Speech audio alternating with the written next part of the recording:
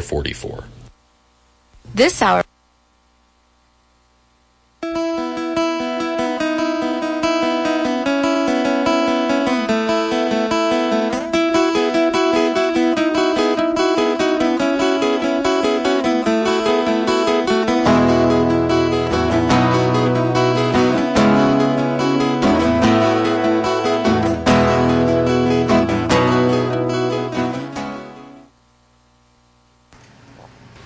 Good morning, Carbondale, and happy Monday. This is Amy Fox, the City of Carbondale's Public Relations Officer, and I'm joined here by Michael Jones with the General John A. Logan Museum in Murfreesboro. Thanks so much for joining me on this Monday. I wouldn't be anywhere else on this Monday except maybe taking a nap. You can do that after the show, right? I think I will. And we are coming upon Memorial Day, and there is a very big celebration going on this year. Can you tell us a little bit about that? This is the 150th National Memorial Day. And since Jackson County has such a strong connection to it because it's the birthplace of John A. Logan, and that Logan's participation in a Memorial Day observation at Woodlawn Cemetery in April of 1866, it means a lot more to us, I would hope, than some of the other places. And, Mike, why is this year so special, maybe compared to years past? Woodlawn Cemetery always hosts a Memorial Day remembrance ceremony, but the festivities have really expanded this year. We've expanded them to include a reenactment of the Flower Girls decorating the graves of those 23 individuals, soldiers, who were buried in the cemetery in April of 1866. We have an author, Civil War author, National Civil War author, Gary Eckelbarger, who is a Logan biographer, who will be there to give the keynote speech. We have a Civil War band. And in the afternoon, we have a book signing by two gentlemen, Daniel Bellware and Dr. Richard Gardner, who have come up with a new idea on the genesis of the Memorial holiday in America. So we've just added a few flourishes to it this year because it is 150 years. And why should people come out next Monday, May 28th, and participate in one or all of the events going on? Memorial Day, at least in my mind, is, as a secular holiday, as I say, as a national patriotic holiday, is probably the most significant holiday because we come out to thank people who have given their lives for their country. And when it was established for that reason, and it was hoped that it would continue as long as memory, into the next generations. Logan talks about the next generations in his Memorial Day address. So we need to come out and pay attention to this and think about it. It's a thoughty holiday, I think. And there is some controversy, I guess, if you would, surrounding the origination of Memorial Day and the observance of Memorial Day. Controversy is a very polite word because I think it gets downright ugly in some cases. There are several communities who lay claim to having had the first Memorial Day. And I think that's what makes Bellware and Gardner's books so interesting. To challenge the idea that what has been accepted, that Waterloo, New York, was the first Memorial Day in the United States as declared by the President and Congress, and to have that idea accepted, they have gathered together a wealth of primary documentation. I've emailed with these folks, and I fought them on Facebook and lost, which is why I asked them to come up here on the 150th. And we hope we have a good crowd there to hear them, because it's a hard thing to do to change people's minds. And tell us about the significance of the wreath-laying ceremony at the General John A. Logan statue, and also that barbecue lunch. Well, I'll start out with the barbecue lunch. You're making me hungry already. That's right. In 1866, after the Memorial Day observance at Woodlawn Cemetery, there was a barbecue. And there were 219 soldiers there, and I would imagine an even number of townspeople. And I just thought that is kind of, as we say, an homage to that time 158 years ago, 156 years ago, that we would do a barbecue also at the Logan Museum. It just seemed like the right thing to do at this particular moment, to give it some significance, to set it apart from the other Memorial Days that we've done. And then in terms of the wreath-laying ceremony? It has to do with the fact that author Gary Eckerberger believes that Logan may be the most notable American of the 19th century to go unnoticed in the 20th and 21st century. His statue kind of sits there by itself. At one time it took notice when the Murfreesboro-Carbondale football game was on because it would always get egged. But it brings notice to him, too. I think every year we probably really ought to put a wreath on his statue just to just to take notice of the fact that he did create the Memorial Day holiday, and to say, hey, we haven't forgotten you. You're one of us. He came from here. The really great thing about this big celebration is you've gotten a lot of young people involved, whether it's the Boy Scouts or Carbondale Community High School or Carbondale Middle School. There's a lot of young people who have been involved in Memorial Day festivities this year. It's very important that young people become involved in things like Memorial Day and Veterans Day, because they need to have some sense of our history. It's not memorizing every date and every battle, but it's having that sense of history that says that there were people who came from before us, who made these contributions, and every once in a while we're going to take a moment and think about these people, because we have the world we do today because of the sacrifices they made. And it sounds like, in a sense, that you're trying to really bring to life what Memorial Day was maybe like its first year in 1868 here in Carbondale. That would be nice. We went to Betsy Brown's play, and I thought it was wonderful. And I think I was caught most by those flower girls in the white dresses and the colorful sashes that they talk about in the accounts of them.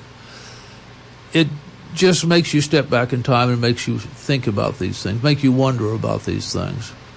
You have to have a good imagination to enjoy history, because it's gone. And once again, you're listening to Talk of the Town Radio on 91.1. I'm joined here by Michael Jones with the General John A. Logan Museum in Murfreesboro, and we're talking about Memorial Day on May 28th, 1 week from today. Hard to believe it's quickly approaching. This is something that, Michael, you've been planning for months, even years now. And this year you've really gathered or rounded up a big team of people. Tell me about who you have involved in the planning process behind the scenes this year. Well, we tried to get all of the relevant parties involved. Logan is from Jackson County. When he was born, there was no Murfreesboro, there was no Carbondale. And in his lifetime, he would live in Murfreesboro. In his young years, he would live in Carbondale. He observed the Memorial Day at Woodlawn Cemetery, so we brought together those three groups. We brought together Jackson County and Murfreesboro and Carbondale to work together to honor this person who is a favorite son, I guess you would say, to the point that it's been wonderful working with this group of people, because we couldn't have done it without everybody. Had the county not been involved, had Murfreesboro not been involved, had Carbondale not been involved, but to coordinate these activities that we have on Memorial, I think has been really wonderful. I've enjoyed working with everybody. Things kick off at 10 a.m. at Woodlawn Cemetery. That's the standard Memorial Day ceremony. What can people expect?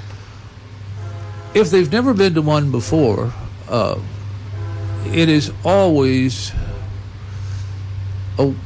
I don't know. I want to say wonderful. I really have enjoyed it. I've gone to these since I've become involved in Logan. I always go to the Woodlawn Cemetery because it has such a historical essence to it. And you look around, you walk around, you look at the graves.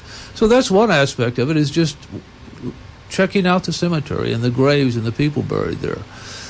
And then seeing these people honored after so many years, the wreaths that they put down.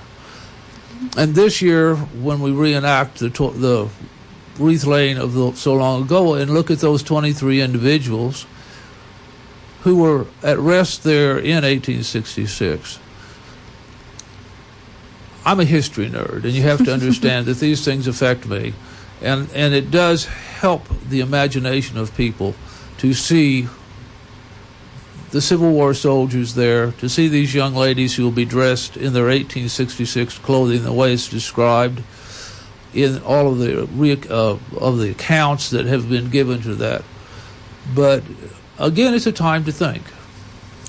And where can people park? If you've ever been to Woodlawn Cemetery, you know it's not too big of a parking lot. Are there nearby locations that people can park at? I have been given to understand that there are. Why don't you address that? Okay, well, I know Hopewell Missionary Baptist Church has opened up their parking lot to the community, and the city of Carbondale is making calls to nearby businesses to hopefully make some parking lots accessible for people attending the ceremony. And I know that is a holiday for a lot of businesses, so a lot of businesses will be closed. So hopefully there will be enough parking within walking distance, but probably the best piece of advice would be to have people arrive earlier rather than later. We do have 375 chairs available, and it may be standing room only if you get there too late, but we'd love to have everyone, of course, involved. We would definitely. This is something special for our communities, and we would love to have a lot of people show up, and we would love to have a lot of younger people. You know, make this a tradition in your family to come to Memorial Day at Woodlawn Cemetery.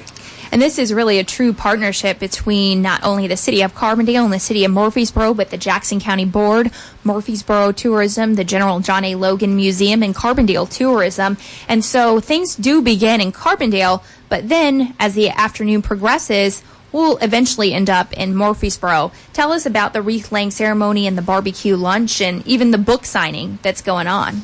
Well, the wreath-laying ceremony will be very simple, very short, presentation of wreaths at the General John A. Logan statue in Murfreesboro. And it's a no chairs event, so you have to come and stand, but we guarantee we won't keep you long. And it's just the idea of paying tribute to Logan and what he did in the establishment of Memorial Day. And we will proceed from there to the barbecue, which again we say is in reference to the barbecue they had in 1866, and it will be provided by 17th Street. We'll be doing the cooking at this particular barbecue, and we hope to have a nice crowd there. There will be a Civil War band at that point, the Red Union Civil War Band, playing songs that were written to honor Logan's establishment of Memorial Day. And these songs were found in the museum's collections, and the band director has updated them for his instruments. Then we will have the book signing, and the book is actually it's a controversial book, and I have recently read an article that completely ignored all of the research that these two gentlemen, Daniel Belware and Richard Gardner, have completed to form this book. It was published in 1914. You can see where historians are. Published in 2014, and they're really working to be noticed. And anybody interested in history or in Memorial Day history and the clashing opinions as to where the first Memorial Day was need to come by and listen to them talk, because I think they'll be fascinated by it. And one thing I do want to point out in terms of that barbecue lunch, tickets are available currently for that event at the General John A. Logan Museum, the City of Murfreesboro Dom Building, 17th Street Bar and Grill, First Mid-Illinois Bank and Trust, the Carbondale and Murfreesboro locations, as well as Carbondale City Hall and Carbondale Tourism. The cost of tickets for adults is $10, and kids 5 to 12 are $5, and then kids under 5 get in for free. So those tickets, strongly encourage you to purchase those ahead of time, but we will have a limited number available the day of the event. So if you're not a planner wanting to wait around to see what the weather does, you can still get those, but it will be first come, first served basis. It will be first come, first served. And Mike, we're approaching 10:15. Just real quick, why should people come out next Monday, May 28th, for Memorial Day? One, because they should, and two, because it will be a wonderful experience in history. It'll be a little living history for everybody. It'll be a chance to learn something new. It'll be a chance to have some good food. All in all, it will be a wonderful celebration of this 150th anniversary of the National Memorial Day, and celebrating the fact that the gentleman who came right here from Jackson County and lived in Murfreesboro and Carbondale both is the man who created that holiday. Great. Lots of good information. We appreciate you taking time to come in and share a little bit more about Memorial Day, and we're crossing our fingers for good weather. Yes, I know it's been changing every day, so hopefully when we get closer, it will be bright and sunny out there. I hope you're correct. And if you'd like to learn more about the 150th observance of Memorial Day, you can visit www.explorecarbondale.com. We're going to take a short break and go to announcements, and we'll be right back.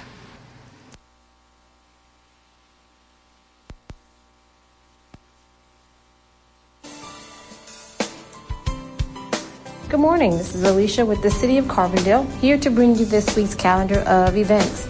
On Friday, May 25th, 2018, beginning at 6 p.m. to 9 p.m., it's Carbondale Main Street's 4th Friday Fair at the Town Square Pavilion. Ride to Carbondale Main Street's bike-themed 4th Friday Fair for fun, family-friendly activities. Decorate your bike, participate in the bike rodeo, and compete for prizes. For more information, call 529-8040. And on Saturday, May 26, 2018, beginning at 9 a.m. to 1 p.m., Touch of Nature presents Mountain Bike Trail Building. Come hydrated, fed, and ready for a day of physical fun building mountain bike trails at Touch of Nature. Meet the center's knowledgeable staff in the parking lot at Camp 1. Learn the basics and help add something beautiful to our community. For more information, call 618-453-1121. For information on these events and others, please visit our websites at WDBX.org or CarbondaleTourism.org, or you can reach us by phone at 618-457-3226. Thank you and have a great week.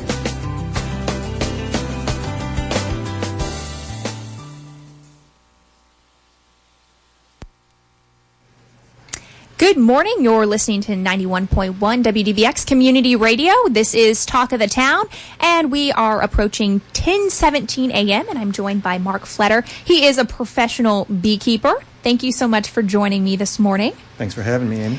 And first off, tell us a little bit about your job. It's very unique. A lot of people freak out when they see a bee, and you work around them all the time.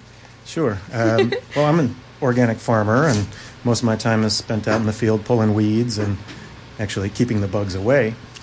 But during the springtime, we make efforts to collect wild honeybee swarms and boost our apiary, our bee yard, and hopefully raise healthy bees and maybe even produce a little bit of honey.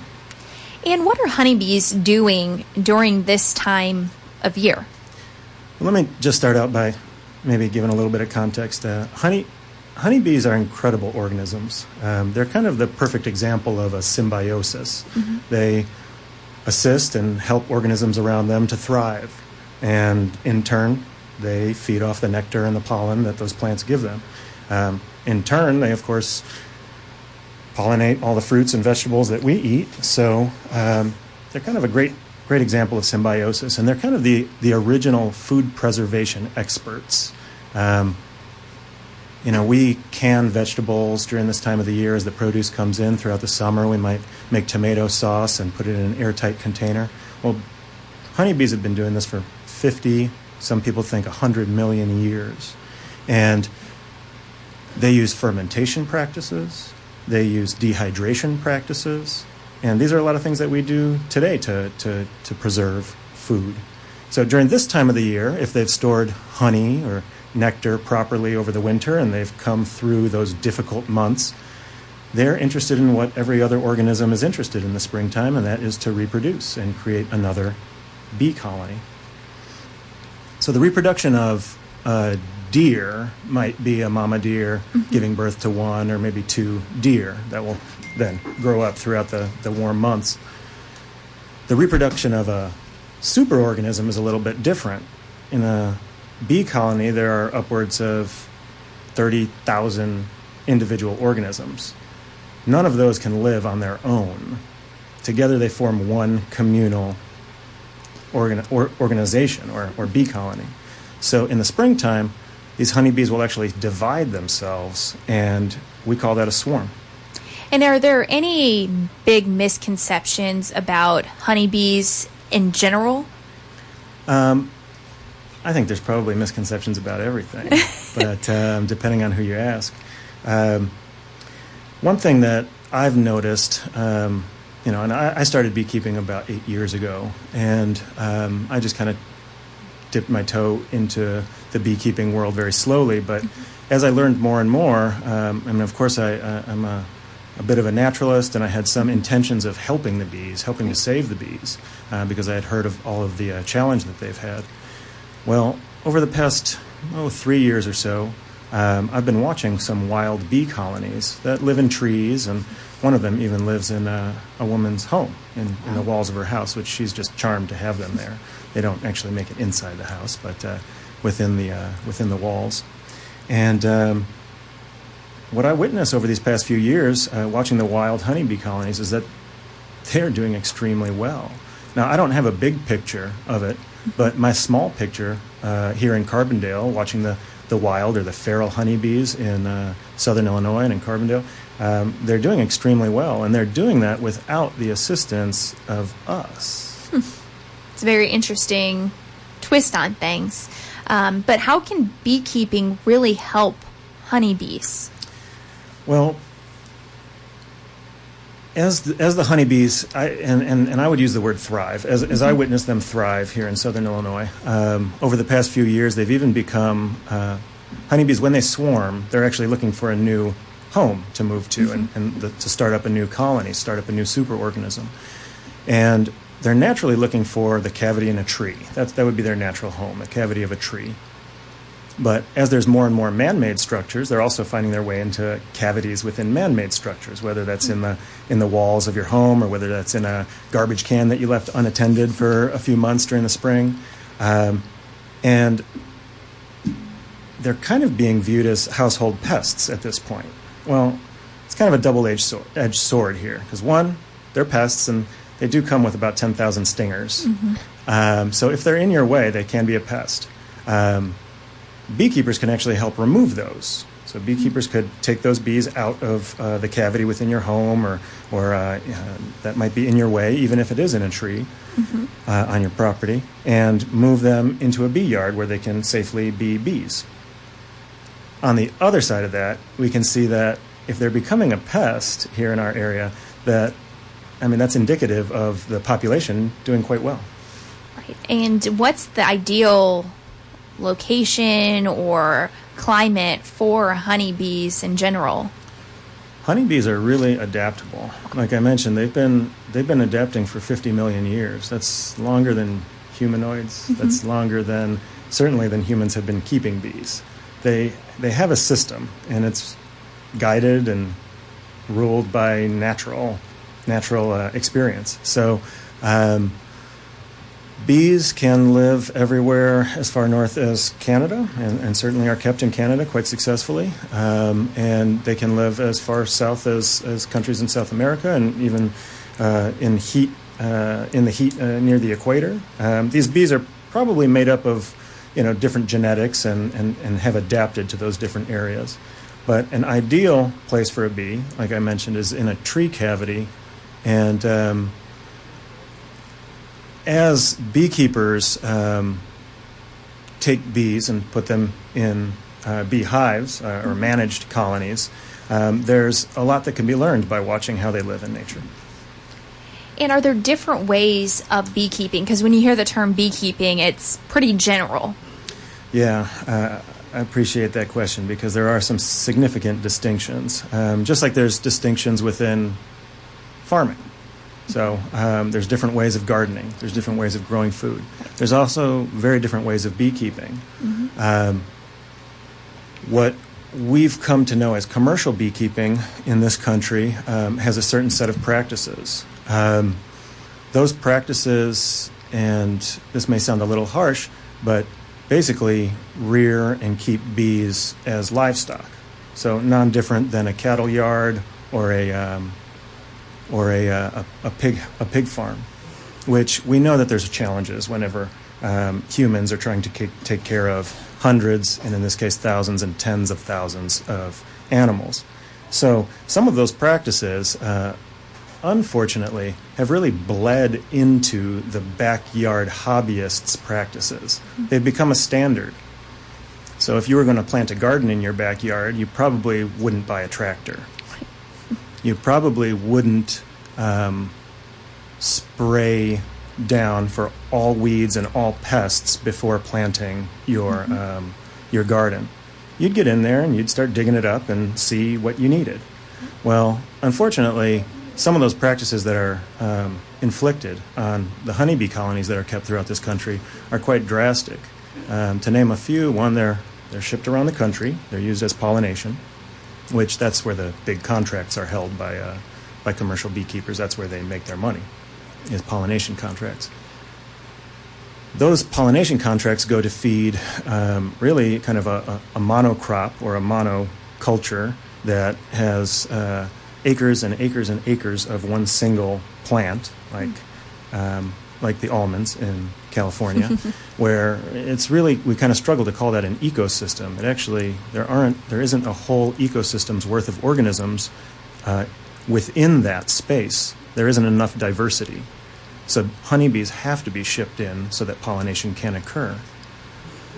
So in some ways, those practices actually support this monoculture here in America. A couple of other practices that are worth mentioning is after the honey is robbed out, of course, they're fed a substitute. And hopefully they're fed sugar, but we know that here in America also a common practice is to feed them high fructose corn syrup, which is not what a bee is meant to eat. Right. And what is natural honey beekeeping? Because I know that that's an area you focus on. Sure, thank you. So the organic farm that I work at is called Diampur Farm. It's in Anna, Illinois. And we keep honeybees there according to what we consider to be natural approaches and natural principles. That involves some of the things that set natural beekeeping apart from commercial beekeeping. One is that we let the bees build their own comb. They actually design it themselves. They've been doing it for 50 million years, and we can trust them at this point. When they build their own comb, it actually develops and gives them somewhat of an immune system. They have different sized cells that serve different purposes. They grow different sized bees that serve different purposes. And within that is an inherent immune system that helps them defend themselves from the environmental pressures of this area. So that's one major set-apart difference. In commercial beekeeping, actually, the bees are given blueprints to build off of, and those cells have been designed and sized by us, by man, indeed, by men. And we did cover a lot of great information today, but if someone is listening to Talk of the Town this morning and would like to learn a little bit more about keeping honeybees, what types of resources are available?